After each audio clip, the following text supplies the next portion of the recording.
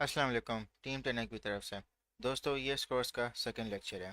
आप सबको पहले मैं इन्फॉर्म कर दूं कि क्रिप्टो, स्टॉक्स, फॉरेक्स, इन तीनों को हम बहुत डिटेल में स्टडी करेंगे, मगर उससे पहले हमें टेक्निकल एनालिसिस सीखना होगा। इसलिए क्योंकि टेक्निकल एनालिसिस स्टडी होती है प्राइस पैटर्न्स की। तीनों फाइनेंशियल मार्केट्स हैं, तो तीनों में प्राइस पैटर्न्स होते हैं। तो अगर हम टेक्निकल एनालिसिस पहले स्टडी कर लेंगे तो उनके बाद हम बेहतर बाकी डिटेल्स में जा सकते हैं। दोस्तों, थ्रू आउट दिस लेक्चर आप पेन, पेपर, पेंसिल अपने पास रखें ताकि आप इंपॉर्टेंट पॉइंट्स को नोट डाउन कर सकें। और मैं फिर रिपीट कर रहा हूँ, आप जब भी इस कोर्स को कंप्लीट करेंगे तो आपने 2 महीने डेमो ट्रेडिंग प्रैक्टिस करनी है। दोस्तों, इस लेक्चर में हम 4 टॉपिक्स को कवर करेंगे। पहला टॉपिक ये है टाइप्स ऑफ ट्रेड, कि ट्रेड्स कितने टाइप्स की होती हैं और उनके क्या टाइम फ्रेम होते हैं। आपको कौन सी ट्रेड करनी चाहिए और किस टाइम फ्रेम में करनी चाहिए। इससे आपको आइडिया होगा कि आपको कौन सी ट्रेड करनी चाहिए अगर आप एक स्टूडेंट हैं या आप जॉब पर्सन हैं। मैं सबके लिए बताऊंगा कि आपको किस टाइप की ट्रेड करनी चाहिए। दूसरे टॉपिक में हम टाइप्स ऑफ मार्केट और मार्केट साइकिल पे बात करेंगे कि मार्केट साइकिल्स कैसी होती हैं, जो कि हम चार्ट्स पे देखेंगे। मार्केट के जो ट्रेंड्स होते हैं वो किस टाइप के होते हैं, मार्केट में क्या क्या ट्रेंड आते हैं, किस तरीके से उन्हें पता करना है, ये सारी चीज़ें हम चार्ट्स पे देखेंगे। दोस्तों, थर्ड टॉपिक में हम डॉलर कॉस्ट एवरेजिंग पे बात करेंगे कि डॉलर कॉस्ट एवरेजिंग क्या होती है, किस तरह होती है और आपने इसको कब कब यूज़ करना है। आखिरी टॉपिक जो होगा सबसे इम्पोर्टेंट, पोर्टफोलियो मैनेजमेंट। इसका मतलब ये है कि जो आपके पास आपके फंड्स हैं उसको कैसे मैनेज करना है। और आपने जब ट्रेड्स लेनी है तो क्या रिस्क टू रिवॉर्ड रेशियो होगा, और आपके जो फंड्स हैं उसको आपने किस तरह उनके उनको अकाउंट्स में डिवाइड करना है। दोस्तों, हमारा सबसे पहला टॉपिक टाइप्स ऑफ ट्रेड। जैसा कि आप देख सकते हैं, मैंने ये 4 फोटोज़ बनाई हुई हैं इस ताकि आपके लिए आसानी हो समझने में। आप इन फ़ोटोज़ को as it is note down कर सकते हैं। तो दोस्तों, सबसे पहले है इंट्राडे, फिर उसके बाद है स्विंग, तीसरी है स्कैल्पिंग और लास्ट है लॉन्ग टर्म। ये चारों टाइप्स ऑफ ट्रेड हैं। दोस्तों, कि जैसे आपने नोट किया होगा कि मैंने इन सारे बॉक्सेस में टाइम भी लिखा हुआ है। कि जैसे इंट्राडे ट्रेडिंग है तो उसका टाइम फ्रेम है 15 मिनट, 30 मिनट, 45 मिनट्स। आपने इस टाइम फ्रेम पे चार्ट को देखना है। और जैसे कि स्विंग ट्रेडिंग है उसमें जो टाइम फ्रेम है वो 1 घंटे का, 2 घंटे का, 4 घंटे का, 6 घंटे का और 12 घंटे का। तीसरा जो टाइप ऑफ ट्रेड है स्कैल्पिंग, उसमें आप 1 मिनट, 3 मिनट और 5 मिनट का चार्ट आप देखोगे। और आखिरी का जो ट्रेड है लॉन्ग टर्म, उसमें आप डे चार्ट देखोगे, 3 डे चार्ट भी देखोगे और मंथली चार्ट देखोगे, और आप वीकली चार्ट भी देख सकते हो। दोस्तों, अब हमने डिसाइड करना है कि हमने कौन सी किस टाइप की ट्रेडिंग करनी है। तो पहले हम ये पता करेंगे कि इनका मतलब क्या है, एक एक ट्रेड का। इंट्राडे ट्रेडिंग का मतलब ये है कि आपने जितनी भी ट्रेड्स ली पूरे एक दिन में और उसे उसी दिन ही आपने उनको क्लोज कर दिया, तो इसको कहते हैं इंट्राडे ट्रेडिंग। स्विंग ट्रेडिंग को कहते हैं कि आपने कोई भी ट्रेड जो आपकी एक दिन से ज़्यादा है उसको कहते हैं स्विंग ट्रेडिंग। जैसे आज मैंने बिटकॉइन खरीदा और उसे परसों सेल कर दिया, तो इसको कहते हैं स्विंग ट्रेडिंग। स्विंग ट्रेडिंग आप 1 हफ्ते तक भी कर सकते हो, 1 महीने भी कर सकते हो और 3 महीने भी कर सकते हो। यह आपके ऊपर है, मगर आप इसको 3 महीने से कम ही रखें। अब स्कैल्पिंग, स्कैल्पिंग जैसे मैंने कोई भी चीज़ खरीदी $1 की, उसको मैंने 1.01 पे सेल कर दिया, छोटा सा मैंने प्रॉफिट बना दिया। स्कैल्पिंग आप 5 मिनट में भी कर सकते हो, 10 मिनट भी कर सकते हो, प्रोवाइडेड कि आपने उसको जल्दी क्लोज करना है। अच्छा, लॉन्ग टर्म में ये है कि आपने कोई भी चीज़ खरीदी जो 3 महीने से ज़्यादा है, 3 महीने, 6 महीने, 1 साल, 2 साल, 3 साल, उसमें आप बहुत ज़्यादा प्रॉफिट बना सकते हो, तो इसको कहते हैं लॉन्ग टर्म ट्रेडिंग। तो दोस्तों, अब डिसाइड करते हैं कि आपको कौन सी ट्रेड करनी है। अगर आप फुल टाइम ट्रेडिंग को दे सकते हो तो आप इंट्राडे और स्विंग करो, लेकिन अगर आप बिगिनर हो तो आप स्विंग से स्टार्ट करो, क्योंकि जब आप प्रॉफिटेबल हो जाओगे तो आपके लिए इंट्राडे बहुत ही आसान होगा। अगर आप एक स्टूडेंट हो, आपको स्कूल या कॉलेज जाना है और उसके बाद आप ट्रेडिंग को टाइम दे सकते हो, तो आप स्विंग पे ज़्यादा फोकस करो और लॉन्ग टर्म पे। लॉन्ग टर्म एक तरीके से आपकी इन्वेस्टमेंट है जो आपके फंड को काफ़ी बढ़ाएगा। अगर आप जॉब करते हो तो आप स्विंग को प्रेफर करो। इंट्राडे और स्कैल्पिंग इसलिए नहीं क्योंकि उसमें आपको बहुत ज़्यादा अवेलेबल होना चाहिए। दोस्तों, हम अब ट्रेंड्स पे बात करते हैं। ट्रेंड का मतलब यह है डायरेक्शन। मार्केट में 3 टाइप के ट्रेंड होते हैं। एक होता है अप ट्रेंड, यानी कि जो प्राइजेज हैं वो मुसलसल प्राइस कर रहे हैं। आपको चार्ट में इसका प्रैक्टिकल एप्लीकेशन इस तरह नजर आएगा, क्योंकि हम हमेशा मार्केट में बाइंग और सेलिंग हो रही होती है। मगर जो एक आपको एक जनरल सा एक व्यू मिलेगा कि जो प्राइस है वो मुसलसल ओवर टाइम बढ़ रही है। जैसे जो प्राइस थी वो $5 पे थी, और इस अप ट्रेंड में प्राइस पहुंच गई आपकी $50। तो ये एकदम से शूट अप नहीं होगी, ये एक ओवर टाइम ये प्राइस बढ़ेगी $50 पे। और वो आपको फेजेस में नज़र आएगा कि एक बहुत ज़्यादा बाइंग होगी यहाँ पे जिससे प्राइस शूट अप करेगी, फिर कुछ प्रॉफिट टेकिंग होगी, फिर ज़्यादा बाइंग होगी, फिर प्रॉफिट टेकिंग होगी। तो इस तरह एक अप ट्रेंड बनता है। दोस्तों, जो दूसरा ट्रेंड है उसको कहते हैं डाउन ट्रेंड, यानी जो प्राइस है वो मुसलसल आपकी घिरेगी, और वो आपको इस तरह नज़र आएगा कि जो प्राइस आपकी $50 पे थी वो 40 पे आ गई, फिर वापस 43 पे आई, फिर 40 से सीधा 35 पे गिर गई, फिर 38 आ गई, और फिर सीधा आपकी $30 पे गिर गई। इसको कहते हैं कि प्राइस एक डाउन ट्रेंड में आ रहा है। मुसलसल एक फेज है जिसमें प्राइस गिर रहा है, क्योंकि बहुत ज़्यादा प्रॉफिट टेकिंग हो रही है, और या फिर लोग जो हैं वो अपनी पैनिक सेलिंग की वजह से लॉसेस रियलाइज कर रहे हैं। और दोस्तों, जो तीसरा ट्रेंड होता है उसको कहते हैं हम साइडवेज, यानी जो प्राइस है वो एक ही पैटर्न्स बना रही है। आपको उसका प्रैक्टिकल एप्लीकेशन इस तरह नजर आएगा कि प्राइस बढ़ी और फिर गिरी और फिर वापस बढ़ी, सेम प्राइस पे आ गई और फिर उसी प्राइस पे वापस गिर गई, फिर से ये तीसरी बार भी रिपीट हुआ और वापस उसी प्राइस पे गिर गई।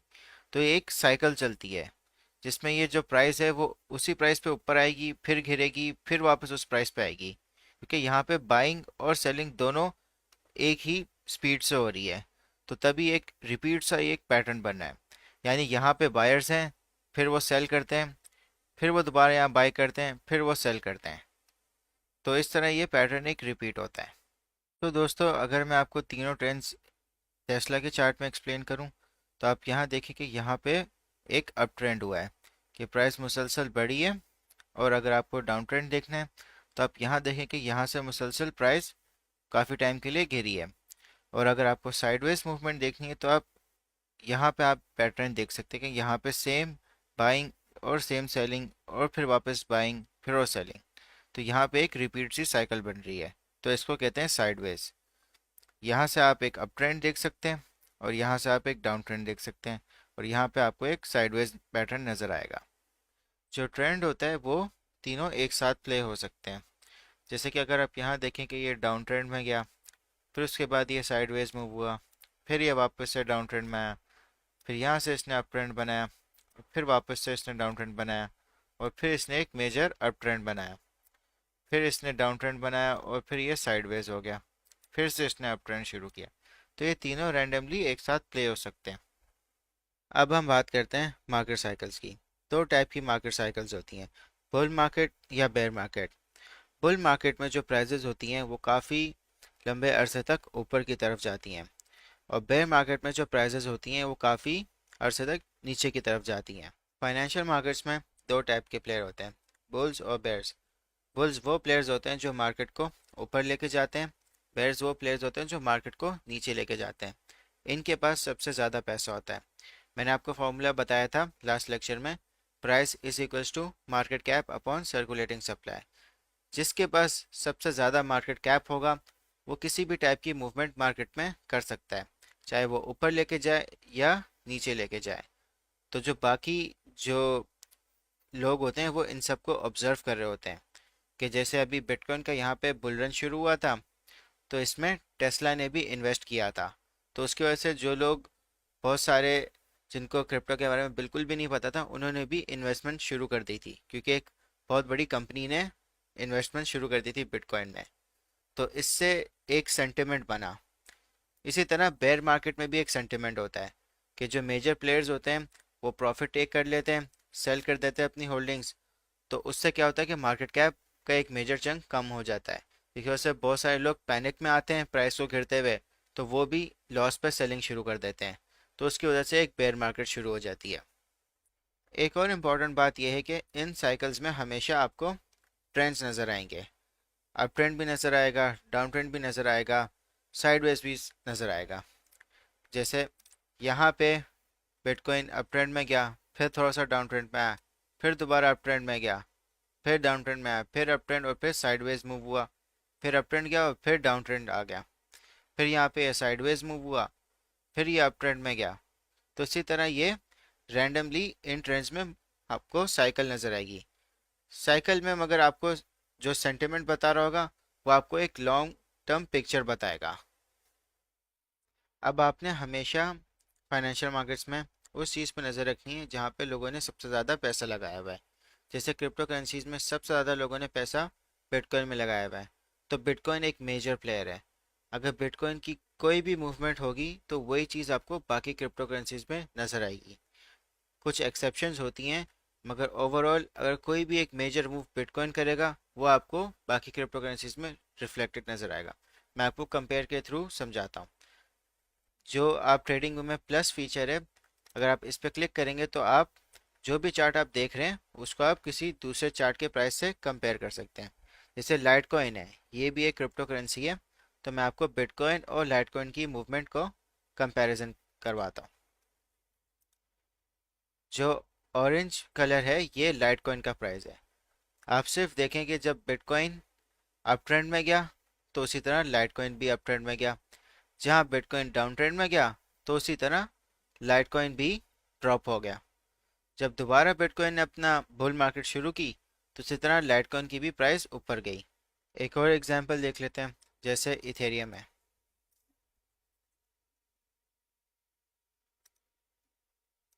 जो ब्लू कलर है वो इथेरियम है। जैसे बिटकॉइन जब अप ट्रेंड में आया तो इथेरियम भी अप ट्रेंड चला गया, जहाँ बिटकॉइन डाउन ट्रेंड में आया इसी तरह इथेरियम भी डाउन ट्रेंड में आ गया। जब दोबारा बिटकॉइन अप ट्रेंड में गया तो इसी तरह इथेरियम भी अप ट्रेंड में आ गया। तो बिटकॉइन की जो मूवमेंट है वो बाकी आपको करेंसीज में नज़र आएगी, तो आपने केयरफुली हमेशा बिटकॉइन को ऑब्जर्व करना है। आई होप दोस्तों आप सबको ट्रेंड्स, टाइप ऑफ ट्रेंड्स और टाइप ऑफ मार्केट साइकिल्स दोनों क्लियर हो गई होगी। दोस्तों अब मैं आपको डॉलर कॉस्ट एवरेजिंग एक्सप्लेन करता हूँ। डॉलर कॉस्ट एवरेजिंग एक टेक्निक है जिससे आप अपनी इन्वेस्टमेंट को एवरेज आउट करते हो। एग्जाम्पल के तौर पे जैसे जो भी आप मंथली अर्न करते हो आप उसका 10% बिटकॉइन में इन्वेस्ट कर देते हो।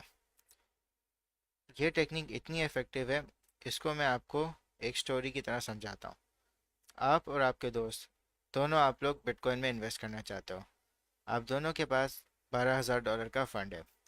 आपका दोस्त बोलता है कि मैं एक ही दफ़ा बिटकॉइन खरीद लूँगा, और आप कहते हो कि आप हर महीने $1,000 का बिटकॉइन खरीदोगे। दोनों का फंड साइज सेम है, सिर्फ स्ट्रैटेजी डिफरेंट है। आपका दोस्त एक ही दफ़ा खरीद लेगा और आप हर महीने $1,000 का खरीदोगे। तो जनवरी का टाइम है, बिटकॉइन का प्राइस 40,000 है, तो आपके दोस्त ने बिटकॉइन $40,000 का खरीद लिया और टोटल क्वांटिटी उसके पास 0.3 आ गई। आपने क्या किया, 40,000 का बिटकॉइन था, आपने $1,000 का बाय कर लिया। उसकी क्वांटिटी आपसे 10 टाइम्स ज़्यादा है और आपकी उसकी 10 टाइम्स कम है। फिर भी आपका नेक्स्ट मंथ आया, उस वक्त बिटकॉइन का प्राइस और ज़्यादा था, 45,000 पता, आपने फिर $1,000 का ख़रीद लिया। फिर उससे नेक्स्ट मंथ आपने $1,000 का ख़रीद लिया और कंटिन्यूसली आपने 12 महीने $1,000 का ख़रीदते रहे, मगर आपने प्राइस को नहीं देखा। फिर साल का एंड हुआ, उस वक्त बिटकॉइन $20,000 पे क्लोज हुआ। तो आप और आपके दोस्त दोनों बैठे, तो आपके दोस्त ने पूछा कि आपके इस वक्त वैल्यू क्या है। तो आपने उसको वैल्यू बताई कि जो आपकी एवरेज प्राइस थी बिटकॉइन की बाइंग की वो 28,500 थी, और जो आपके पास इस वक्त टोटल क्वांटिटी है वो 0.48 बिटकॉइंस की है, और जो उनकी वैल्यू है वो इस वक्त 13,583 है। आप ऑलरेडी प्रॉफिट में आ गए। और जो आपका दोस्त है उसने साल के शुरू में $40,000 पर ख़रीदा था, और साल के आखिर में जब बिटकॉइन की वैल्यू 20,000 पे पहुंच गई तो जो उसकी वैल्यू थी वो 50% से डिक्रीज हो गई। $6,000 का उस वक्त टोटल उसकी वैल्यू उसके पास पड़ी हुई है अभी बिटकॉइन की। दोस्तों अगर हम सिर्फ कंपेयर करें, दोनों का फंड साइज सेम था, सिर्फ बाइंग स्ट्रेटेजी डिफरेंट थी। आपने उन महीनों का फ़ायदा उठा लिया जहाँ पे बिटकॉइन बहुत ज़्यादा कम प्राइस पे था, तो इससे आप ज़्यादा क्वांटिटी बाय कर सके। तो इससे क्या हुआ, आपका जो एवरेज प्राइस था वो भी काफ़ी रिड्यूस हो गया, आपकी क्वांटिटी भी बढ़ गई, और आप इवन के बिटकॉइन जब 50% अपनी वैल्यू ड्रॉप कर गया तो तब भी आप प्रॉफिट में थे। मगर जो आपका दोस्त था उसने सिर्फ एक दफ़ा बाई किया था, सेम क्वांटिटी थी, तो जो 40,000 से जब 20,000 बिटकॉइन ड्रॉप हुआ तो 50% वो लॉस में आ गया। अब सपोज नेक्स्ट ईयर बिटकॉइन की वैल्यू $55,000 पे आती है, तो आपका दोस्त आपको एडवाइस करता है कि आप वो भी प्रॉफिट में आ गए तो सेल कर लेते हैं, तो आप भी एग्री हो जाते हैं। तो आप दोनों अपने बिटकॉइन की होल्डिंग्स $55,000 पे सेल करते हैं। जो आपका दोस्त था उसने प्रॉफिट बना लिया 4,500 और 38% रिटर्न ओवरऑल अपने $12,000 के फंड पे। जो आपने प्रॉफिट बनाया वो आपने बनाया 14,213, यानी 118% आपने रिटर्न बना लिया। डॉलर कॉस्ट एवरेजिंग की वजह से आपकी क्वांटिटी भी ज़्यादा होगी और आपकी एवरेज परचेजिंग प्राइस भी। तो आपने कभी भी 100% बाइंग नहीं करनी, हमेशा इन पार्ट्स बाय करें, डॉलर कॉस्ट एवरेज करें, तो आप लॉन्ग टर्म हमेशा फ़ायदे में होंगे। दोस्तों, डॉलर कॉस्ट एवरेजिंग का भी एक तरीका है। आपने हमेशा मार्केट साइकिल को डिटरमाइन करना है। मार्केट साइकिल आपको सेंटिमेंट से पता चलेगा। जैसे यहाँ पे बिटकॉइन की बुल मार्केट थी, तो अगर मैं डॉलर कॉस्ट एवरेजिंग कर रहा होता तो मैं यहाँ पे बाय करता, फिर मैं यहाँ बाय करता, फिर मैं यहाँ बाय करता। इवन अगर आप यहाँ देखें तो यहाँ पे एक डाउन ट्रेंड आ गया है, तो मैं यहाँ पे बाय कर लेता, फिर मैं दोबारा बाय करता, फिर मैं दोबारा बाय करता। जहाँ तक मेरे फंड की कैपेसिटी है मैं अपनी बाइंग कंटिन्यू रखता। मगर दोस्तों, आपने हमेशा प्रिपेयर रहना है कि हमेशा हर मार्केट साइकिल का एक टॉप होता है। बुल मार्केट का टॉप होता है, बेयर मार्केट का बॉटम होता है। तो आपने हमेशा प्रिपेयर रहना है कि कभी ना कभी वो टॉप रीच होगा। जब बुल मार्केट अपने टॉप पे पहुंचती है तो वो क्रैश हो जाती है, क्योंकि मैक्सिमम जिन लोगों ने बाइंग की होती है वो प्रॉफिट टेक करते हैं।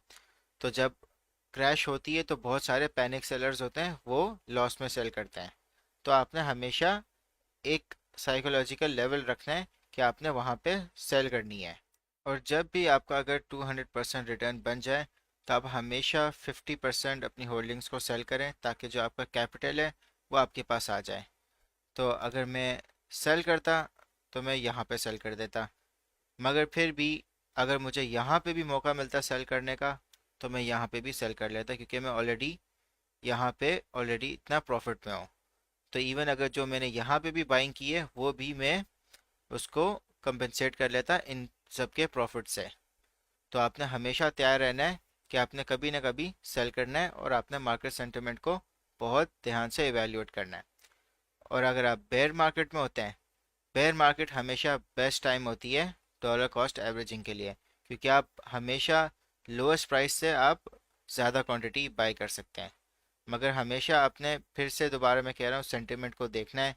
बहुत ऐसा भी होता है कि बुल मार्केट से ज़्यादा देर बेयर मार्केट भी रहती है। तो आपने अपना रिस्क को मैनेज करना है कि आपको जो आप पैसा लगा रहे हो उसको आपको इमीडिएटली ज़रूरत नहीं है।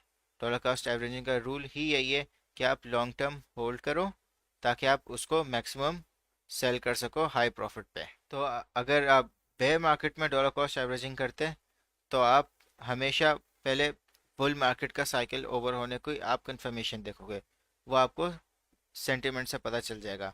आगे जब हम टेक्निकल एनालिसिस कोर्स में पढ़ेंगे तो हम आपको इंडिकेशंस बताएंगे कि जहाँ पे बुल मार्केट ख़त्म हो गई है। तो अगर आप बेयर मार्केट में डॉलर कॉस्ट एवरेजिंग करते हैं तो आप थोड़ा थोड़ा इन पार्ट्स में बाय करते हैं। यहाँ पे कुछ बाय कर लेते हैं, फिर यहाँ कुछ बाय कर लेते हैं, फिर कुछ यहाँ बाय कर लेते हैं।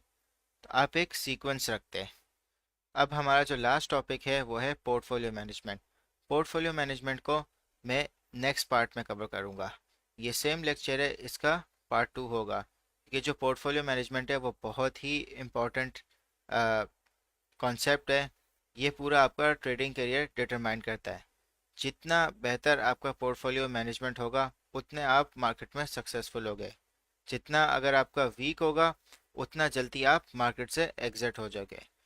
आप याद रखें, मार्केट 24/7 है, मगर जो आपका पोर्टफोलियो है वो आपकी रिस्पॉन्सिबिलिटी है। तो इसलिए इस लेक्चर का पार्ट 2 पोर्टफोलियो मैनेजमेंट पे होगा, जो आप सेपरेटली देखेंगे। हमने इस लेक्चर में types of trades, types of markets और डॉलर कॉस्ट एवरेजिंग को कवर किया है। अब मैं आपको क्विज दूंगा, उसके आंसर्स आपने कमेंट सेक्शन में देने हैं और मैं आपके आंसर्स चेक करके आपको फीडबैक दूंगा। Best of luck. क्विज में आप सब ने सबसे पहले क्वेश्चन 1 आंसर करना है कि क्या टाइम फ्रेम्स है इंट्राडे ट्रेडिंग के, स्कैल्पिंग के, स्विंग के और लॉन्ग टर्म के। आपने इन सब के टाइम फ्रेम्स बताने। क्वेश्चन 2 में आपने बताने के ट्रेंड क्या है इस प्राइस सीक्वेंस पे। इस प्राइस सीक्वेंस को आप क्लोजली मॉनिटर करें और बताएं कि क्या ट्रेंड चल रहा है इन प्राइसेस को देख के। फिर आपने क्वेश्चन 3 में बताना है कि बुल्स क्या होते हैं और क्वेश्चन 4 में आपने बताना है कि बेयर्स क्या होते हैं। क्वेश्चन 5 सबसे इम्पोर्टेंट है, इसको आपने लाजमी अटेम्प्ट करना है। आपने घबराना नहीं है, बहुत इजी सवाल है। ठीक है, अगर आपको मुश्किल लगे आप इस लेक्चर को दोबारा रिपीट कर लें डॉलर कॉस्ट एवरेजिंग का। आपके पास $36,000 हैं इन्वेस्टिंग के लिए। आप $12,000 इन तीनों में आपने इन्वेस्ट करना है। ठीक है, $12,000 आप टेस्ला में करोगे, $12,000 आप बिटकॉइन में करोगे और $12,000 आप यूएस डॉलर में करोगे। जब आपने $12,000 सारा आपने इन्वेस्ट कर लिया, फिर अगले साल आप टेस्ला को बेचोगे $2,000 पे, फिर आप बिटकॉइन को बेचोगे $75,000 पे और यूएस डॉलर को आप बेचोगे 220 पे। ये सारे मंथ्स हैं, ये इन सब के प्राइसेस हैं। ठीक है, आपने अपनी एवरेज बाइंग, टोटल क्वांटिटी और प्रॉफिट कैलकुलेट करना है, जैसे मैंने डॉलर कॉस्ट एवरेजिंग के आपको एक्सप्लेन की थी। और याद रखना, आप $1,000 हर महीने इनमें इन्वेस्ट कर रहे हो। यानी जनवरी में आपने 1,000 इन्वेस्ट किया, फेब में आपने 1,000 इन्वेस्ट किया और सो ऑन आपने 12 महीने 1,000 इन्वेस्ट किया। ठीक है, फिर उसके बाद आपने अपनी एवरेज बाइंग कैलकुलेट करनी है, आपका टोटल क्वांटिटी कैलकुलेट करनी है और प्रॉफिट। ये आपने तीनों की कैलकुलेट करनी है, टेस्ला की भी, बिटकॉइन की भी और यूएस डॉलर की। एवरेज बाइंग का आपको फॉर्मूला मैंने यहाँ पे लिख के दे दिया है।